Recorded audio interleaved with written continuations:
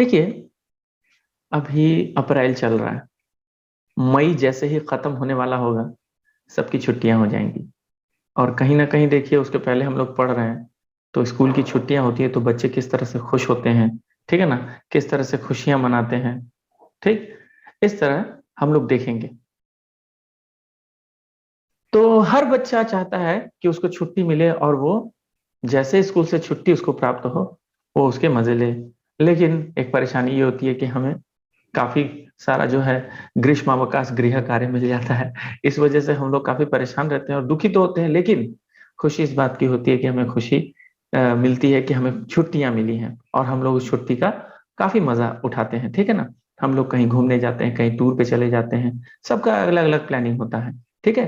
खास करके हम लोग उस ठंडे इलाके में घूमने जाते हैं। तो चलिए, यहाँ पर इस पाठ में जो स्कूल की छुट्टियां होती हैं उसके बाद बच्चों का क्या व्यवहार होता है, ठीक है, उनका क्या उसके प्रति जो है सोच रहती है, छुट्टियों के प्रति वो क्या सोचते हैं, इस पाठ के माध्यम से हम जानेंगे। तो चलिए हम लोग सीधे पाठ पर आ जाते हैं। ये रहा आपके सामने पाठ, ठीक है। ये है स्कूल की छुट्टियां, ठीक।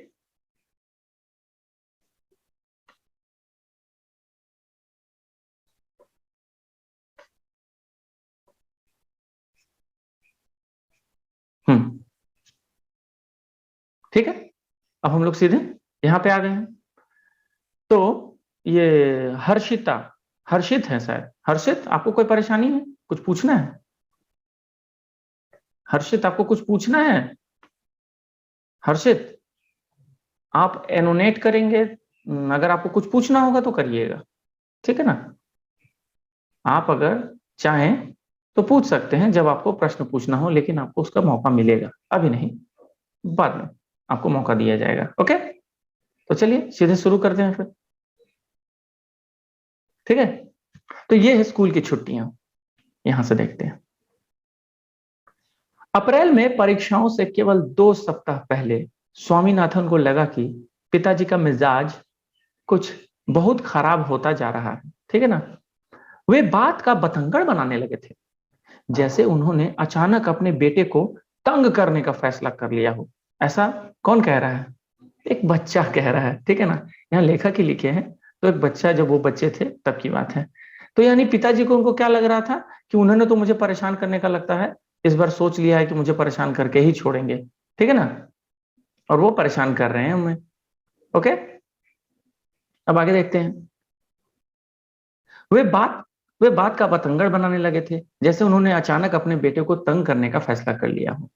अगर वह दादी से गपशप कर रहा होता है तो उससे कहा जाता है, याद रखो परीक्षा नजदीक है, ठीक है। तुम्हारी दादी इंतजार कर सकती है, लेकिन परीक्षा इंतजार नहीं करेगी। अगर वह माँ के पीछे पीछे भागता नजर आएगा तो उसे ढूंढकर पढ़ाई करने का आदेश दिया जाएगा। अगर तालुका दफ्तर के घंटे के 9 बजने के बाद उसकी आवाज कहीं सुनाई देगी तो पिता के कमरे से आवाज आएगी, स्वामी, तुम अभी सोए नहीं, तुम्हें सुबह जल्दी उठना है और पढ़ना है। स्वामीनाथन के जीवन का यह बहुत कठिन समय था। अब वो तो सोच रहा होगा बेकार छुट्टी मिल जाए, इससे अच्छा होता हम सुबह सुबह उठते और स्कूल चले जाते। लेकिन देखिए, हर अभिभावक चाहते हैं कि वो छुट्टियों का लुत्फ भी उठाए और साथ ही साथ पढ़ाई को भी जारी रखें, ठीक है ना, ताकि उससे पढ़ाई से पूरी तरह से नाता न टूट जाए। तो एक दिन उसने चिढ़कर पिता से कहा, आप परीक्षा को लेकर इतने परेशान क्यों हैं? पिताजी ने कहा, तुम फेल हो गए तो मैं फेल नहीं हो सकता। नहीं हो सकते, लेकिन तब जब तुम पढ़ोगे और सवालों का ठीक जवाब दोगे। मान लो कि तुम फेल हो जाते तो, ठीक है ना। अब वो कह रहे हैं मान लो तुम फेल हो जाओगे तब। अब यहां देखिएगा, तो वो कह रहे हैं,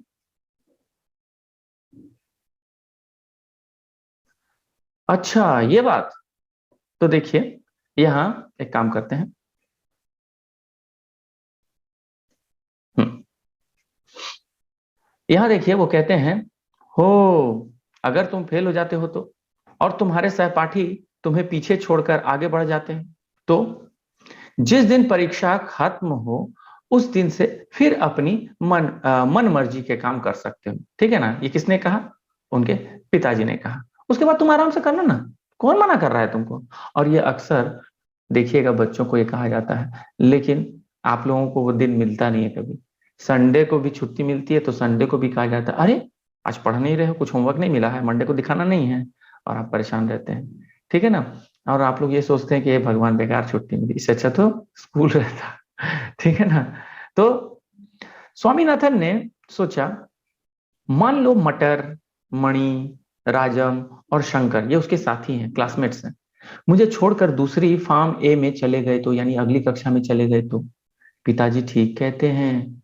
फिर पिताजी ने और भी डराने वाली बात कही, मान लो तुमसे नीचे के 5वीं के लड़के तुम्हारे सहपाठी बन गए तो? सही बात है यार, बड़ा बुरा लगेगा। मैं उसी कक्षा में रहूंगा, मुझे भैया भैया बोलेगा, बहुत बुरा लगेगा।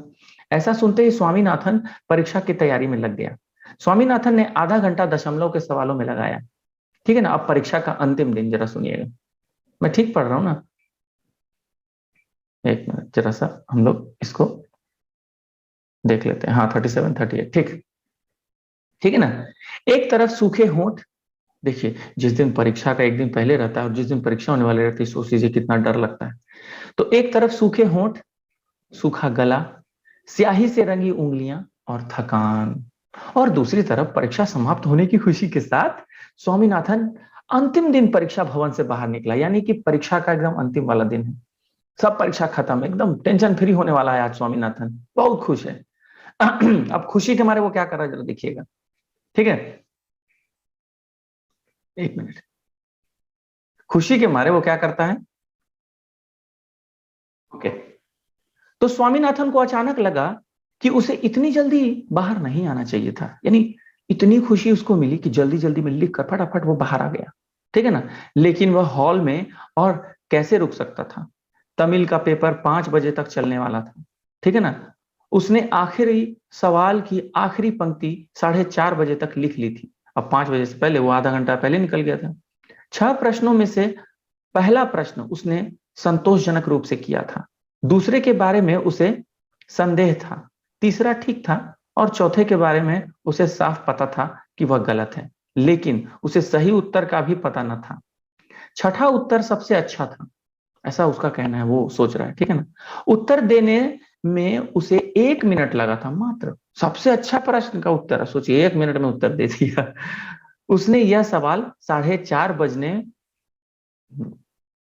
उसने यह सवाल 4:30 बजने में 2 मिनट पहले पढ़ा। ठीक है ना, 1 मिनट बाद उसने उत्तर लिखना शुरू किया और ठीक 4:30 बजे खत्म कर दिए। वाह क्या बात था। अब सुनिए ध्यान से, यहाँ पर जरा सा सोचने वाली और समझने वाली बात है। प्रश्न था, ब्राह्मण और शेर की कहानी से क्या शिक्षा मिलती है? अब आप सोचेंगे कि सर हमें कैसे पता होगा, तो इसीलिए कहानी का छोटा सा अंश दे दिया गया है ताकि आप लोग समझ सके कि इसमें क्या शिक्षा हो सकती है। तो देखिए जरा छोटी सी कहानी पर हम ध्यान देंगे। एक ब्राह्मण तालाब के किनारे से गुजर रहा था। दूसरे किनारे से एक शेर ने उसे आवाज लगाई और उसे सोने यानी गोल्ड की चूड़ी देने की बात कही, स्वर्ण स्वर्ण की चूड़ी। ठीक है ना, ब्राह्मण ने पहले तो चूड़ी लेने से मना कर दिया, किंतु जब शेर ने अपने को भोला भाला और सच्चा बताया तो ब्राह्मण पानी में चलकर उसके पास आ गया। इससे पहले कि वह चूड़ी लेने के लिए हाथ बढ़ाता, वह शेर के पेट में पहुंच गया। समझ गया आप, यानी शेर ने उसे खा लिया। स्वामीनाथन ने अब एक बात बताइए, जरा सा आप मुझे बताइए तो, कि इस ये जो अंश आपने पढ़ा, ये कहानी का जो छोटा सा अंश है, इसमें क्या शिक्षा मिलती है? बताइए, रुकिए मैं आप लोग को ऑप्शन देता हूं। बताइए तो क्या, आप लोग अपने आप को अनम्यूट करके बोल सकते हैं, बताइए तो जरा। सर हमें लोभी नहीं होना चाहिए। हमें सर हमें किसी सर हमें लोभी नहीं होना चाहिए। हमें लोभी नहीं होना चाहिए। वेरी गुड, हमें लालच नहीं करना चाहिए। Very good, very good. Okay okay, now all of you mute yourself. Okay, now all of you mute yourself. Okay, जब जब ऐसा आए, all of you just mute yourself, all of you. Okay,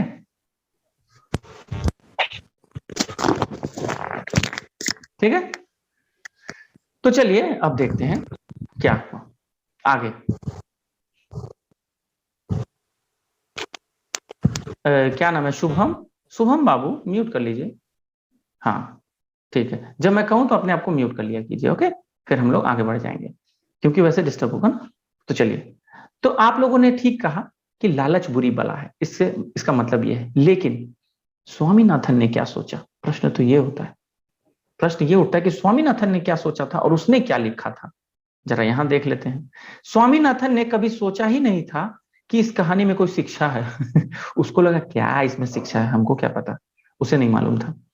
लेकिन अब उसे लगा कि उसमें शिक्षा होनी चाहिए, क्योंकि प्रश्न पत्र में कहा गया है, क्योंकि प्रश्न पूछा गया है, तो भाई शिक्षा तो होनी चाहिए। उसको ऐसा लगा। उसे यह निर्णय करने में 1 मिनट लगा कि कहानी की शिक्षा यह है कि, देखिए अब ध्यान से सुनिएगा, उसने क्या शिक्षा लिखी। जब शेर सोने की चूड़ी दे तो हमें नहीं लेना चाहिए, या सोने की चूड़ी का प्यार आदमी की जान ले लेता है, उसने ये लिखा। उसने दूसरे जवाब में अधिक शिक्षा देखी और उसे लिख दिया। ठीक है, लिखने के बाद हाँ ठीक है, प्रियांगना ना क्या नाम है, वो हाथ उठा रहे थे। Just wait, I will give you chance to ask question, okay. तो लिखने के बाद उसने हॉल की बड़ी दीवार घड़ी की ओर देखा, ठीक है ना, और आधा घंटा और, ठीक है ना, वो आधा घंटा यहाँ का क्या करेगा। अब उसने सोचा भाई जब इतना जल्दी हो गया है तो मैं आधा घंटा करूंगा क्या, ठीक है, आधा घंटा में बेवजह क्यों समय जाया करूं। तो वो क्या किया, लेकिन सबसे पहले हॉल से निकलते हुए उसे अटपटासा लगा, अरे सबसे पहले मैं निकल जाऊंगा तो भी बुरी बात है, दूसरे लड़के भी उसकी तरह जल्दी और सही सही उत्तर क्यों नहीं दे पा रहे हैं। उसको ऐसा लग रहा था कि उसने बिल्कुल सही जवाब दिया है और बाकी लोग क्यों नहीं दे पा रहे हैं, और बाकी सब मुझसे पीछे क्यों हैं, मैं ही सबसे आगे क्यों हूं। उसको ये लगा, उसे समय काटना मुश्किल लगा। घंटी बजी, दो दो तीन तीन की टोलियों में लड़के हॉल से निकले। पिछले 3 घंटों का वातावरण एकाएक बदल गया, यानी 3 घंटे में जो सन्नाटा छाया हुआ था वो पूरी तरह से शोर शराबे से भर गया।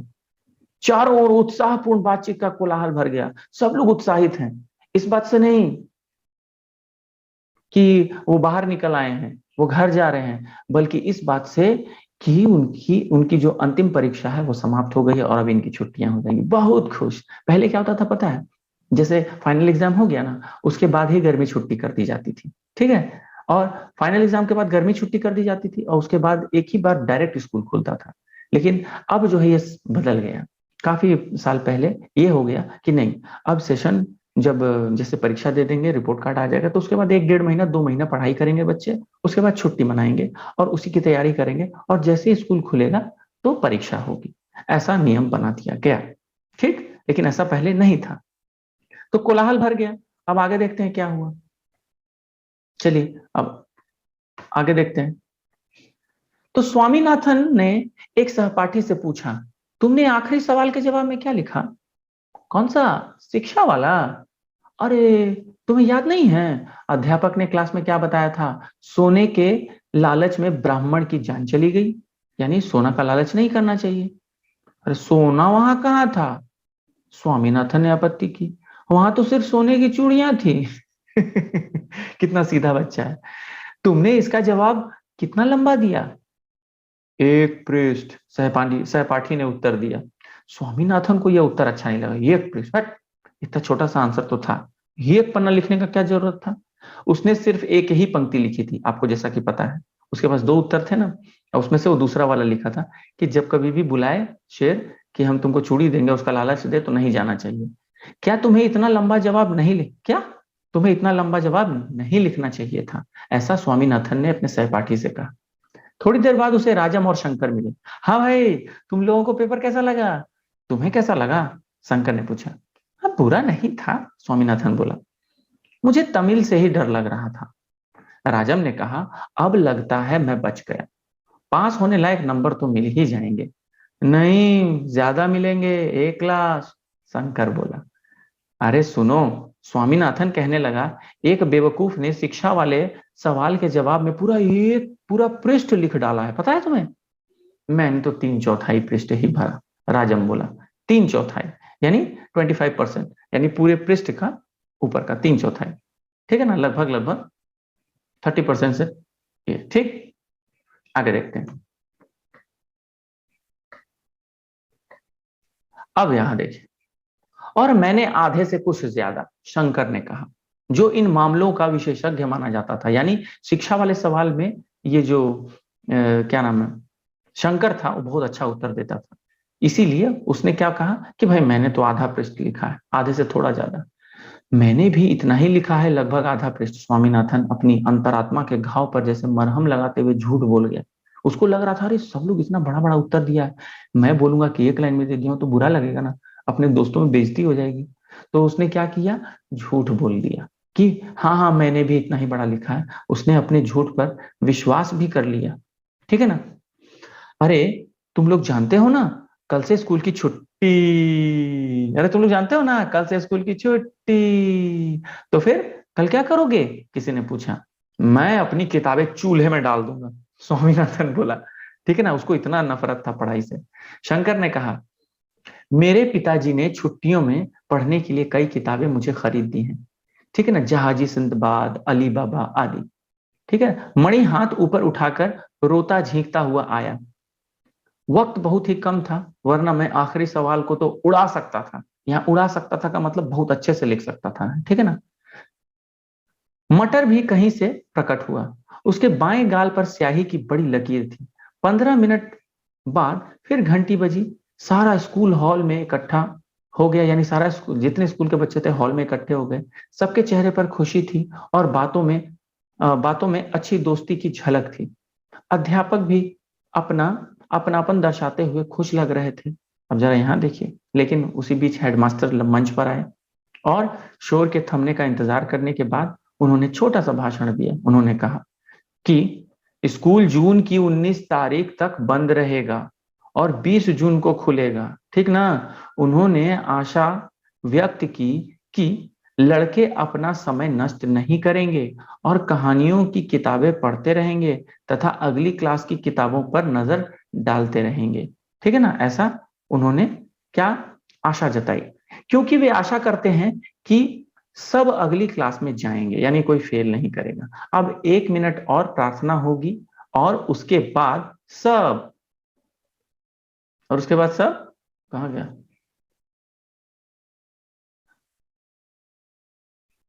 एक मिनट, हाँ ठीक है। स्वामीनाथन ने एक सहपाठी से पूछा, ये तो हो गया, 40 नंबर पेज था ना, 41, ठीक है। उसके बाद सब 42, अच्छा 42 पेज नहीं है, इतना ही था। अच्छा उसका लगता है आखिरी पेज नहीं है यहाँ पर, ठीक है। अच्छा कोई नहीं, चलिए कोई बात नहीं है। यहाँ तक तो सबको समझ में आ गया ना, यहाँ तक तो सबको समझ में आ गया। 1 मिनट, हाँ हाँ 1 मिनट, मैं आपको मौका देता हूँ, आप टेंशन ना लें।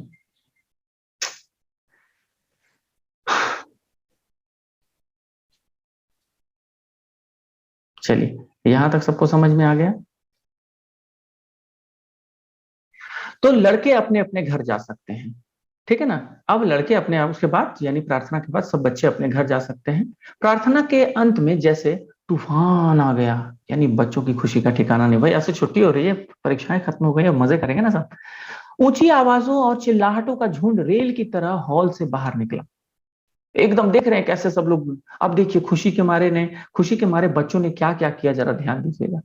भाई आप लोग वैसे नहीं करते हैं, आप लोग बहुत अच्छे बच्चे हैं, डिसेंट हैं, मगर यहाँ पर कुछ बच्चे ऐसे भी होते हैं जो थोड़े शरारती होते हैं।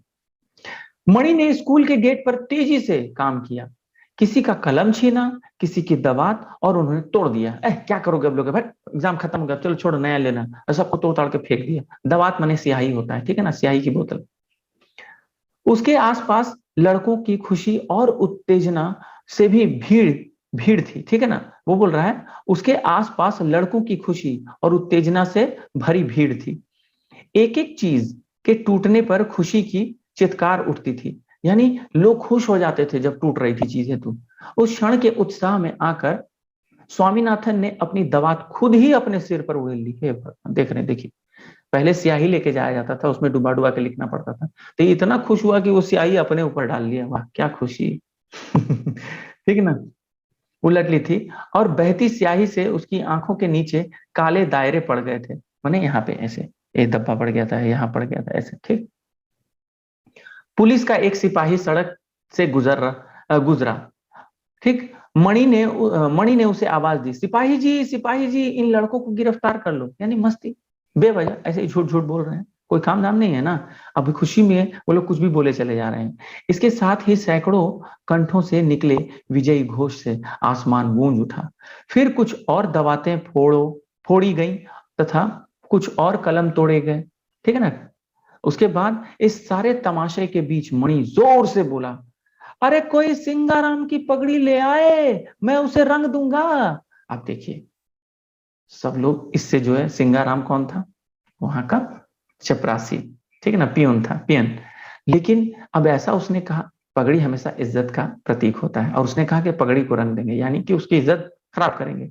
इससे वो सिंगाराम क्रोधित हो गया उन बच्चों पर, और क्या कहा, स्कूल का चपरासी सिंगाराम एकमात्र व्यक्ति था जो आजादी के इस उत्साह से प्रभावित नहीं था। उसको बहुत दुख था। किस बात की दुख थी, किस बात का दुख था उसे, ये बात नहीं पता, लेकिन उसे दुख था।